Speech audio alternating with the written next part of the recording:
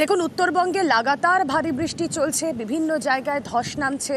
আগামী বেশ কয়েকদিন উত্তরবঙ্গের এই ছবিটা বদলাচ্ছে না।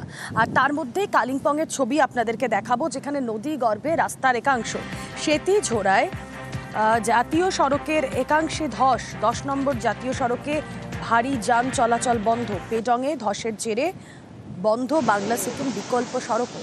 কথা বলবো, পার্থ প্রতিনিধি রয়েছেন আমাদের সঙ্গে। পার্থ, কি অবস্থা এখন? জানাচ্ছিলে যে টানা বৃষ্টি কিন্তু চলছে গোটা উত্তরবঙ্গ জুড়ে, বিশেষ করে পাহাড়ি এলাকায় বৃষ্টির পরিমাণ অনেকটাই বেশি এবং আগামী কয়েকদিন কিন্তু এমনই আবহাওয়া থাকবে।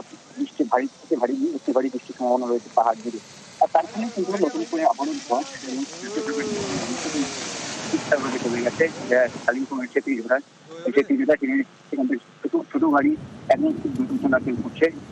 অন্যদিকে কালিম্পংয়ের পেডং এবং সিকিম সীমান্ত রেলক সীমান্তের মাঝে পেডং এর কাছে কাটারি বলে একটি জায়গা রয়েছে, সেখানেও কিন্তু গতকালে ধস নামে এবং এই দুই রাস্তায়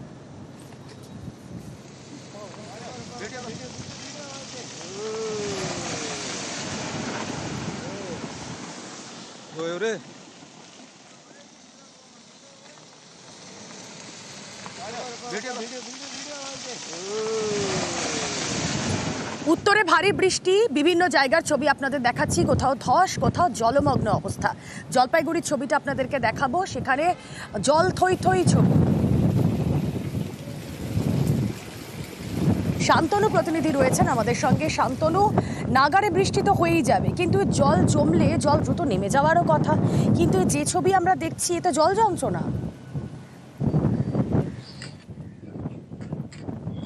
দেখো, জলপাইগুড়ি শহরে কিন্তু এই জল যন্ত্রণার ছবি প্রতি বর্ষাতেই দেখা যায়। এই বছরও ব্যতিক্রম হলো না। গত রাত থেকে ভারী বৃষ্টি শুরু হয়েছে, তার জেরেই কিন্তু শহরের একাধিক ওয়ার্ড কিন্তু জলমগ্ন হয়ে পড়েছে। বিশেষ করে পান্ডাপাড়া, মহামায়াপাড়া, নিউটাউনপাড়া এলাকাগুলোতে জল দাঁড়িয়ে গেছে। নিকাশি নালাগুলোকে সেইভাবে পরিচ্ছন্ন না করার জন্যই কিন্তু এই অবস্থা বলে স্থানীয়দের দাবি। পাশাপাশি পাহাড় এবং সমতলে ভারী বৃষ্টির জেরে কিন্তু তিস্তা নদীর জলস্তরও বাড়া শুরু করেছে। তার জেরে কিন্তু তিস্তা নদীর জলস্তর বাড়ায় অসংরক্ষিত এলাকাতে হলুদ সতর্কতা জারি করেছে সেচ দপ্তর। এবং এই হলুদ সতর্কতা জারির পাশাপাশি যে অসংরক্ষিত এলাকায় যে সকল মানুষজন বসবাসেন তাদেরকেও সতর্ক করা হয়েছে, কারণ পাহাড়ে নারে বৃষ্টি হচ্ছে, সমতলেও টানা বৃষ্টির পূর্বাভাস রয়েছে। নজর থাক শান্তনু।